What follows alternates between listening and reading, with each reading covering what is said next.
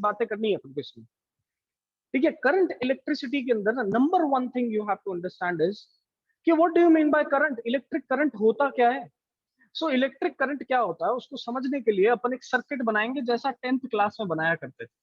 ये मैंने यहाँ पर एक रेजिस्टेंस बनाया, ठीक है। इस रेजिस्टेंस को अपन ने कनेक्ट किया है with the help of A battery, एक बैटरी के हेल्प से कनेक्ट किया, ठीक है। अब जब बैटरी से कनेक्ट करता हूं, यहाँ पर एक छोटी सी की लगा देता हूँ, इस की को क्लोज करता हूँ, तो यहाँ पर करंट फ्लो होना शुरू होता है। करंट क्यों फ्लो होना शुरू होता है उसकी बात हम इसी चैप्टर में अभी आगे करेंगे, लेकिन यहाँ पर करंट फ्लो होना शुरू होता है, ठीक है। जैसे ही करंट फ्लो होना शुरू होता है तो देखो ये पॉजिटिव टर्मिनल से ऐसे करंट जाएगा टू दी नेगेटिव टर्मिनल। हो क्या रहा है यहाँ पर उसको दिखाने के लिए हम क्या करते हैं, हम इस पर्टिकुलर कंडक्टर का एक छोटा सा क्रॉस सेक्शन तोड़ते हैं। हमने यहाँ पर एक पर्टिकुलर ये जो कंडक्टर लगा रखा था, ये जो वायर्स लगा रखी थी, इन वायर्स में से एक छोटा सा सेक्शन अपन ने बनाया, ठीक है। इसको जूम करके मैं यहाँ पर दिखा रहा हूँ आपको। इस वायर्स को अगर मैं यहाँ पर बड़ा करके दिखाऊं तो ये मुझे कुछ ऐसे सिलेंडर टाइप की दिखेगी, इस तरीके से कुछ सिलेंडर टाइप की मुझे दिखेगी, लाइक दिस, ठीक है। इस वायर के अंदर क्या हो रहा होगा उसकी बात करेंगे। देखिए इस वायर के अंदर एक पर्टिकुलर क्रॉस सेक्शन बनेगा। क्रॉस सेक्शन कैसे बनता है, आपके हाथ में जो भी पेन है, जो भी चौक है, मेरे हाथ में चौक है, मैं चौक से बता सकता हूँ। आप इस चौक को तोड़िए, ये कैसा दिख रहा है, एक्सीलेटर जैसा दिख रहा है। इस चौक को मैंने क्या किया, बीच में से तोड़ दिया। तोड़ा तो मुझे कैसा डिजाइन दिखाया, एक सर्कुलर शेप दिख रहा है। क्या दिख रहा है, एक सर्कुलर शेप। ऐसा ही सर्कुलर शेप मुझे यहाँ पर दिख रहा होगा, ये देखो ये मैंने शेड करके दिखाया, ठीक है। इस वायर का एक छोटा सा सेक्शन मैंने कट किया और इस छोटे से सेक्शन के अंदर अपन ने देखा कि भाई क्या हो रहा है यहाँ पर, ये वायर के अंदर क्या बन रहा है, तो एक क्रॉस सेक्शन बन रहा है। और इस क्रॉस सेक्शन को देखा तो ये दिखा कैसा, सर्कुलर। कैसा दिखा, सर्कुलर क्रॉस सेक्शन दिखा। इस वायर के सर्कुलर क्रॉस सेक्शन से पास होने वाला चार्ज, ठीक है, जैसे ही हम बैटरी लगाते हैं यहाँ पर करंट फ्लो करना शुरू कर देते हैं। जैसे ही बैटरी लगाई यहाँ पर करंट फ्लो करना शुरू कर गया, करंट फ्लो करना शुरू किया तो ऑब्वियसली चार्जेस इस पर्टिकुलर क्रॉस सेक्शन को पास कर रहे होंगे, निकल रहे होंगे। ये एक चार्ज निकला, फिर इस क्रॉस सेक्शन से दूसरा चार्ज निकला, फिर तीसरा चार्ज निकला, एंड सो ऑन, इस क्रॉस सेक्शन को पास करते रहेंगे। इलेक्ट्रिक करंट को अगर डिफाइन करना है तो हम ये देखते हैं कि यहाँ पर मौजूद जो पर्टिकुलर चार्ज है, कितना चार्ज इस पर्टिकुलर क्रॉस सेक्शन को पास करके निकल जाता है, कितना चार्ज इस पर्टिकुलर क्रॉस सेक्शन को पास करके निकलता है और कितने टाइम में निकलता है, उसी को हम कहते हैं electric current. So what do you mean by electric current?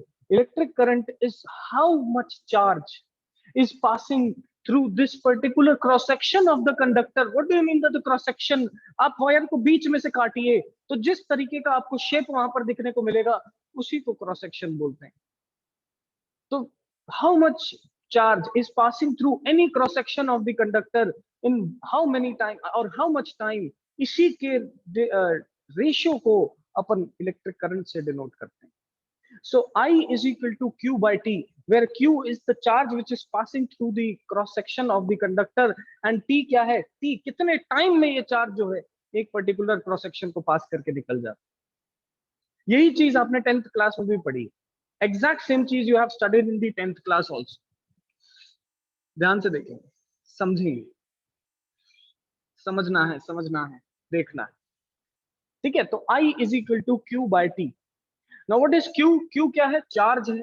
Q is charge, और चार्ज के बारे में हम क्लास में बहुत बड़ा डिस्कशन कर चुके हैं। चार्ज क्या होता है, चार्ज किस तरीके से काम करता है, ठीक है, चार्ज की वजह से फोर्सेस लगते हैं, हम उन सब चीजों की बात कर चुके हैं। तो जो चार्ज है, ये चार्ज क्या होता है, चार्ज को अपन मेजर करते हैं in the form of coulomb C। And time की SI यूनिट क्या होती है, तो टाइम की SI यूनिट होती है सेकेंड्स S। टाइम की SI यूनिट क्या हो गई, सेकेंड्स। सो जो करंट को मेजर किया गया वो किस फॉर्म में मेजर किया गया, कूलम्ब पर second. So the SI unit क्या बननी चाहिए थी, SI यूनिट बननी चाहिए थी हमारे पास कूलम्ब पर सेकेंड। और इस कूलम्ब पर सेकेंड को ही हम आगे जाके क्या कह देते हैं बेटा, इसी को हम आगे जाके एम्पियर बोलते हैं, ठीक है। क्या बोलते हैं, एम्पियर बोलते हैं। जैसा कि अपन ने 11th क्लास में यूनिट्स एंड डायमेंशंस चैप्टर के अंदर पढ़ा है कि जो करंट है, इलेक्ट्रिक करंट जो है, current electricity, this is fundamental quantity, एक फंडामेंटल क्वांटिटी है मेरे पास। फंडामेंटल क्वांटिटी होने का मतलब है कि यहाँ पर ये जो करंट क्वांटिटी है ये किसी और चीज पे डिपेंड नहीं करती, this only depends upon itself only. ये एक फंडामेंटल है। जैसे फोर्स जो क्वांटिटी है वो मास और एक्सेलरेशन से निकलता था 11th क्लास में, force is equal to mass into acceleration. That means force कैसी क्वांटिटी हो गई, डेराइव्ड क्वांटिटी हो गई। यही मैंने एग्जाम में भी क्वेश्चन दिया था आपको। ठीक है, तो फंडामेंटल और डेराइव्ड क्वांटिटीज के बीच में फर्क आपको पता चल रहा है। फंडामेंटल क्वांटिटीज ऐसी हुई, ऐसी क्वांटिटीज जिनको किसी और क्वांटिटी की जरूरत नहीं पड़ती खुद को एक्सप्लेन करने के लिए। ठीक है, और करंट अपने आप में कैसी क्वांटिटी है, तो current is a fundamental quantity whose SI unit is ampere, जिसकी एसआई यूनिट क्या होती है, एम्पियर होती है। करंट को डिफाइन करना चाहें तो क्या बोलेंगे, करंट को डिफाइन करने के लिए हम बोलेंगे कि भाई एक पर्टिकुलर क्रॉस सेक्शन से कितना चार्ज एक यूनिट टाइम में पास हो जाता है, कितना चार्ज एक क्रॉस सेक्शन से एक यूनिट टाइम में पास हो जाता है, उसी को क्या कहते हैं, इलेक्ट्रिक करंट कहते हैं। ठीक है, फटाफट बताइए यहां तक सबको क्लियर हुआ कि नहीं, हैंड राइज कर।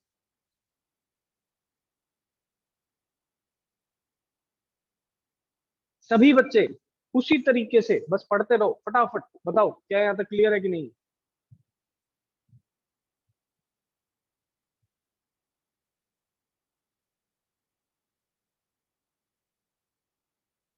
बहुत बढ़िया, वेरी गुड।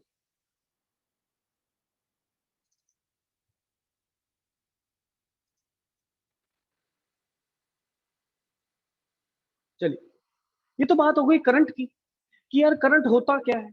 ठीक है, अब अपन बात करेंगे कि इस पुराने जमाने में जब इस करंट की डिस्कवरी हुई तो साइंटिस्ट लोगों ने क्या एक्सप्लेनेशन दिया करंट के फ्लो होने का। अगर मैं इन वायर्स को देखूं, ध्यान से देखना, वायर्स को देखूं तो ये वायर्स क्या हैं, ये वायर किसी कंडक्टर की बनी है, हो सकता है कॉपर की बनी हो सकता है गोल्ड की बनी हो, सिल्वर की बनी हो। ठीक है, इस तरीके से भाई ये जो वायर्स हैं ये किसी ना किसी कंडक्टर की बनी होगी। और ऐसा थोड़ी ना होता है कि वायर एक टनल की तरह है, बीच में से खाली है, चार्ज उस टनल में से ऐसे बहता जा रहा है, ऐसा नहीं है। ठीक है, चार्ज के साथ क्या हो रहा है यहाँ पर, ये पूरा का पूरा जो वायर है ये एक सॉलिड है। अगर मैं इस क्रॉस सेक्शन को देखूं तो ये पूरा एक सॉलिड जैसा दिखेगा, अंदर मुझे बिल्कुल खाली जगह नहीं दिखेगी, क्लोज क्लोज पार्टिकल्स की पैकिंग हो रखी होगी। फिर भी मैं बोल रहा हूँ यहाँ पर चार्ज जो है वो एक जगह से दूसरी जगह फ्लो कर जाता है। ऐसा क्यों बोलते हैं, ऐसा इसलिए बोल रहे हैं क्योंकि जब हम बैटरी को देखें, ध्यान से देखना, मैं तुम्हें एक बहुत बहुत इंपॉर्टेंट चीज यहाँ पर बताने जा रहा हूँ। यहाँ पर अगर मैं बैटरी को देखूं तो बैटरी में से क्या बोला साइंटिस्ट ने पुराने टाइम में कि भाई जो इलेक्ट्रॉन है, बैटरी ने उस इलेक्ट्रॉन को दी एनर्जी। ठीक है, उस इलेक्ट्रॉन को चलने के लिए एनर्जी दी। लेकिन इलेक्ट्रॉन अंदर सॉलिड के अंदर कैसे चलेगा, खाली जगह तो है ही नहीं, चलते समय तो टकराएगा। किससे टकराएगा, दूसरे इलेक्ट्रॉन से टकराएगा, आयन से टकराएगा। तो अंदर खाली जगह थोड़ी ना है, तो कोलिजन्स तो पॉसिबल है। सो यहाँ पर क्या होंगे, कोलिजन्स होंगे, टकरेंगे ये पार्टिकल्स एक दूसरे से, collisions will happen. In collisions के कारण यहाँ पर इलेक्ट्रॉन को खाली जगह नहीं है चलने के लिए। तो इलेक्ट्रॉन क्या करता है, इस नेगेटिव टर्मिनल से चलते समय जाके आगे जाने की कोशिश करता है, लेकिन जैसे ही आगे जाता है इसको दिख जाता है कि भाई खाली जगह नहीं है, दूसरे इलेक्ट्रॉन्स मौजूद हैं, तो दूसरे इलेक्ट्रॉन से टकरा जाता है। ये पीछे से इलेक्ट्रॉन आया, दूसरे से टकरा गया, अब टकराएगा तो अपनी एनर्जी इसको देगा। अपनी एनर्जी अगर इसको दी तो दूसरा इलेक्ट्रॉन जिससे टकराया था वो आगे चलने लगा। फिर ये जो इलेक्ट्रॉन आगे जा रहा है ये आगे जाके दूसरे इलेक्ट्रॉन से टकरा जाता है। फिर ये दूसरे इलेक्ट्रॉन से टकराया, फिर ये आगे गया दूसरे इलेक्ट्रॉन से टकराया, और ऐसे ये एक दूसरे से टकराते टकराते इम्पल्स फोर्स लगाते लगाते इलेक्ट्रॉन जो है वो नेगेटिव टर्मिनल से ऐसे मूव करता हुआ कहां पहुंचता है, पॉजिटिव टर्मिनल तक पहुंचता है। सो बेसिकली इलेक्ट्रॉन को एनर्जी दी किसने, तो इलेक्ट्रॉन को यहाँ पर एनर्जी दी है हमारी बैटरी ने। किसने दी है, बैटरी ने। So whatever battery we have applied, we have connected in our circuit, वो बैटरी यहाँ पर इलेक्ट्रॉन को क्या दे रही है, एनर्जी। और उस एनर्जी से इलेक्ट्रॉन चलने लग गया।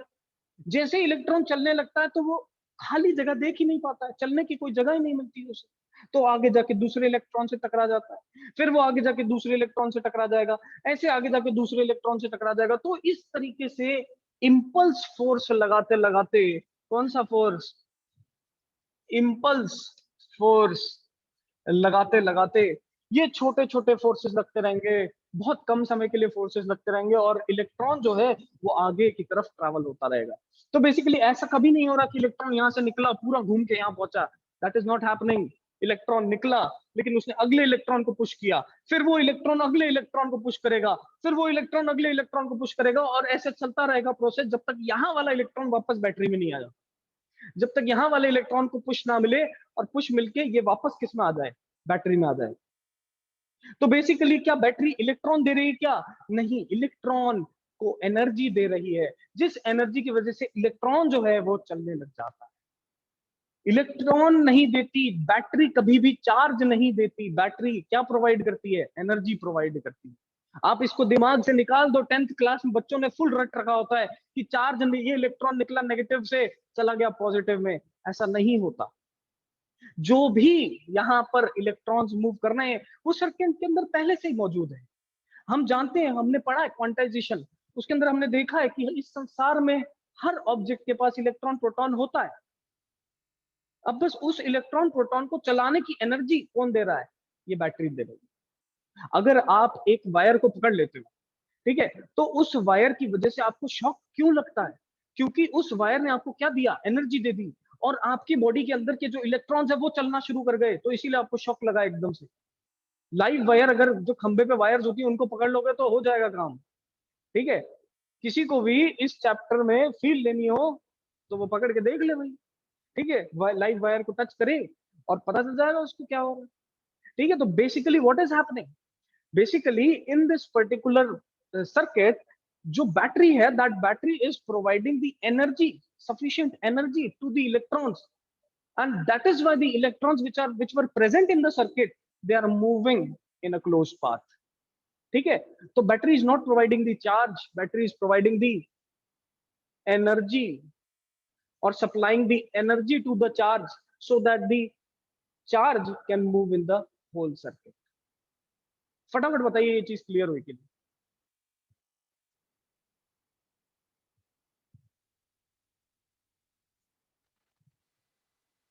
फटाफट फटाफट सभी बच्चे, समझना है, बहुत ही बेसिक चीज है, बहुत ही आसान चीज है बेटा।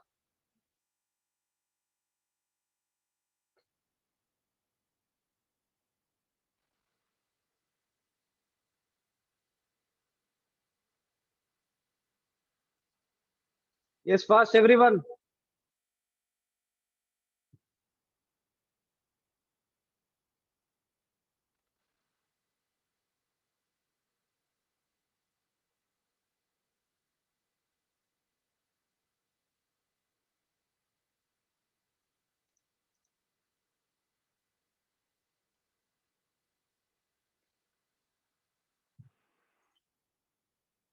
दूसरी चीज, दूसरी चीज इस चैप्टर में ये है कि भाई यहां से निकले चार्ज, चार्ज एक दूसरे से टकरा टकरा के चले गए आगे, आगे चले गए, पूरे सर्किट को घूम के वापस आ गए। अब बेसिकली बैटरी यहाँ पर कर क्या रही है? what is the battery is doing in the circuit? तो बैटरी यहाँ पर क्या कर रही है? Battery is providing the sufficient energy. ऐसा समझो बैटरी एक एनर्जी का सागर है, ठीक है, ये एनर्जी का सागर है बहुत बड़ा, यहाँ पर बहुत सारी एनर्जी प्रेजेंट है। इलेक्ट्रॉन क्या है? इलेक्ट्रॉन ये छोटे छोटे ट्रक्स हैं। क्या है? ट्रक्स। जब भी किसी जगह पे कंस्ट्रक्शन हो रहा होता है तो एक जगह से रॉ मटेरियल लाया जाता है और उस कंस्ट्रक्शन वाली जगह पे छोड़ दिया जाता है। तो बड़े बड़े ट्रक्स जो होते हैं वो उस रॉ मटेरियल को उठाते हैं, लेके जाते हैं, जहां कंस्ट्रक्शन हो रहा होता है वहां गिरा देते हैं। फिर ये बहुत बड़े बड़े ट्रक्स जो हैं ये गए, ये बैटरी इन्होंने सामान भरा है, उसके अंदर जो भी रॉ मटेरियल था, बजरी, ईटा, पत्थर जो भी है, उसको लेके गए, जहां पर कंस्ट्रक्शन हो रहा है वहां गिरा दिए।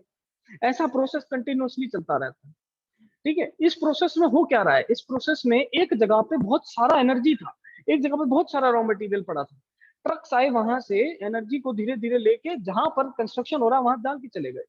अब देखिए, यहाँ मैंने अपना अप्लायंस लगा रखा है, हो सकता है ये मेरा मोबाइल फोन है, ठीक है, हो सकता है ये मेरा लैपटॉप हो, कुछ भी हो, ये मेरा डिवाइस है, एसी हो सकता है, फ्रिज हो सकता है, कुछ भी हो सकता है, ये मैंने अपना डिवाइस लगा रखा है। अब यहाँ से एनर्जी मिल रही है, कहाँ से? बैटरी से, जो पावर सोर्स। इस एनर्जी वाले सोर्स से इलेक्ट्रॉन क्या है, कैसे बिहेव कर रहे हैं? इस एनर्जी वाले सोर्स से इलेक्ट्रॉन बड़े बड़े ट्रक्स की तरह बिहेव कर रहे हैं। अब ये ट्रक क्या है? खाली है शुरुआत में, ये जाते हैं बैटरी के पास, जाके बोलते हैं बैटरी को कि एनर्जी दे दो, अपने ट्रक को पूरा भर लेते हैं। ये पूरे बीच रास्ते में ऐसे चलते चलते चलते चलते चलते चलते टकराते टकराते, अब जब ट्रक टकराएगा तो उसका सामान थोड़ा गिर जाएगा, ऐसे ही होता है। ये एनर्जी बैटरी से लेता तो है, लेकिन बीच रास्ते में कोलिजन्स के कारण, रेजिस्टेंस के कारण अपनी एनर्जी को लूज कर देता है in the form of heat. किसके फॉर्म में? हीट के फॉर्म में। और इसीलिए हमारा सर्किट गर्म हो जाता है। आप ये देखिए, एनर्जी का सागर किसके पास? बैटरी के पास। ये जो बड़े बड़े ट्रक्स आए थे, इलेक्ट्रॉन के फॉर्म में आए थे। इलेक्ट्रॉन ने इस एनर्जी को लिया, थोड़ा सा अपनी ट्रक को भर लिया, भर के ही आगे चलने लगा, टकराने लगे, कोलिजन्स करने लगे, तो थोड़ी थोड़ी एनर्जी गिर गई, ट्रक में से गिर जाएगी। बजरी भी तो गिर जाती है अगर खड्डे वड्डे आए तो, ठीक है। ये यहाँ से एनर्जी गई, थोड़ी थोड़ी लूज होती जा रही है। जैसे ही अप्लायंस में पहुंचेगा, अप्लायंस का तो बहुत ज्यादा रेजिस्टेंस होता है, ठीक है। अप्लायंस इस एनर्जी को यूटिलाइज करता है।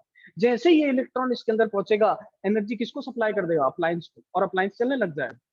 ये इलेक्ट्रॉन फिर आगे की तरफ मूव करने लगता है, आगे मूव करने लगता है, और फिर वापस बैटरी के पास पहुंचता है। जब उसकी एनर्जी सारी खत्म हो जाती है, फिर वो वापस बैटरी से एनर्जी लेगा, वापस घूमेगा, एनर्जी किसको देगा? अप्लायंस को, वापस आ जाएगा। मीनवाइल कुछ लॉस भी होगा, किसके फॉर्म में होगा? हीट के फॉर्म में, ठीक है। तो ये प्रोसेस कब तक चलता रहता है? जब तक ये जो बैटरी है इसकी एनर्जी खत्म ना हो जाए। तो आप मोबाइल फोन को कनेक्ट करो अब इसमें, देखो मोबाइल फोन को चलाए जा रहे हो तो ये वाला प्रोसेस चलता जा रहा है। आपकी स्क्रीन भी चल रही है, आपका स्पीकर भी चल रहा है मोबाइल फोन के अंदर, कैमरा भी चल रहा है, सब कुछ चल रहा है। वो बैटरी से क्या ले रहे हैं? एनर्जी को यूटिलाइज करते जा रहे हैं। एनर्जी दे कौन रहा है? एनर्जी इलेक्ट्रॉन दे रहा है, ठीक है। तो ये इलेक्ट्रॉन जाते जाते एनर्जी को सप्लाई करता जा रहा है, करता जा रहा है, करता जा रहा है, एंड सो ऑन। एक समय आएगा कि बैटरी की एनर्जी खत्म हो जाएगी, अब थोड़ी ना दे पाएगा वो इलेक्ट्रॉन, तो उस समय पे हमारा सर्किट चलना बंद हो जाएगा। तब आपको क्या करना पड़ता है? तब आपको चार्जिंग करनी पड़ती है। You have to done charge your particular system. तब आपको अपने सिस्टम को चार्ज करना पड़ता है, उसकी चार्जिंग करनी पड़ती है, बैटरी को दोबारा बैटरी के अंदर एनर्जी फिल करनी पड़ती है, ताकि वापस से ये इलेक्ट्रॉन को एनर्जी दे पाए और इलेक्ट्रॉन जाके अप्लायंस को एनर्जी दे पाए। इस तरीके से हमारा पूरा इलेक्ट्रिक सर्किट चलता है। तो इसको इस स्टोरी के फॉर्म में समझो, ऐसा समझो इलेक्ट्रॉन जो है, इलेक्ट्रॉन किसका भूखा है? एनर्जी का। और इलेक्ट्रॉन खुद उस एनर्जी को यूटिलाइज नहीं करता, इलेक्ट्रॉन उस एनर्जी को बैटरी से लेता है और किसको दे देता है? अप्लायंस को दे देता है। बीच रास्ते में थोड़ा लॉसेस क्रिएट करता है, जिससे क्या फॉर्म होता है? हीट। और आपने इसी हीट को 10th क्लास में जूल्स हीटिंग के फॉर्म से पढ़ा है। इसी हीट को 10th क्लास में जूल्स हीटिंग के फॉर्म से पढ़ा है। फटाफट बताइए ये चीज क्लियर हुई कि नहीं? Fast raise hands.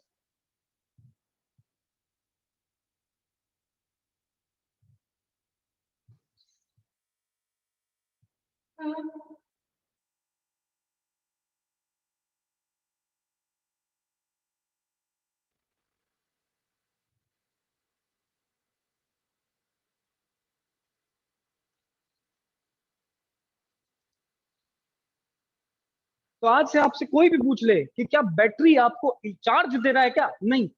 हमारा आंसर होगा बैटरी चार्ज नहीं देता। हमारा आंसर है बैटरी क्या देता है? Energy. Battery only gives the energy, battery doesn't give the charge. Charge तो पहले से मौजूद है, वो चार्ज तो बैटरी के पास आएगा, बोलेगा भाई भिक्षाम दे ही, बैटरी को चार्ज दो, बैटरी को एनर्जी दो। अब ये एनर्जी देगी बैटरी। अब जैसे ही किसी फकीर को खूब सारे पैसे मिलेंगे, क्या करेगा वो भागने लगेगा इधर उधर। तो वो ये इलेक्ट्रॉन है, इलेक्ट्रॉन को खूब सारे पैसे मिले, उसको पता ही नहीं है क्या करना है, वो भागने लगा। भागने लगा तो टकराने लगा लोगों से, लोगों से टकराने लगा तो अपनी एनर्जी को किस फॉर्म में लूज कर दिया उसने? हीट के फॉर्म में। हीट के फॉर्म में जैसे ही उसने एनर्जी को लूज किया, कुछ एनर्जी बच जाएगी, किसको दे देगा? अप्लायंस को। फिर एनर्जी से वापस क्या हो गया? भिखारी हो गया, वापस पहुंचा बैटरी के पास, बोला फिर से दो, भिक्षाम दे ही, आगे चला गया। आगे चला गया, फिर बैटरी ने एनर्जी को लूज करता करता टकराता टकराता गया इसके पास, बची हुई एनर्जी इसको दे दी, फिर बैटरी के पास आ गया। ऐसा प्रोसेस तब तक चलेगा जब तक बैटरी खुद ड्रेन आउट नहीं हो जाती। इसीलिए हमारे रिमोट वगैरह जो होते हैं, उन रिमोट वगैरह के अंदर जो बैटरी है वो कुछ टाइम बाद ड्रेन हो जाती है। क्यों ड्रेन हो जाती है? बिकॉज यूज हो गई सारी बैटरी, ठीक है, सारी एनर्जी उसकी यूज हो चुकी है, अब एनर्जी और देनी पड़ेगी, तो हम फिर उसकी चार्जिंग करते हैं या सेल को रिप्लेस करते हैं। ये हमारा पूरा प्रोसेस होता है। तो आपको बेसिक एक आइडिया लगा होगा कि what is the battery is doing in the particular system, in this particular system. अब आते हैं कुछ तरीके के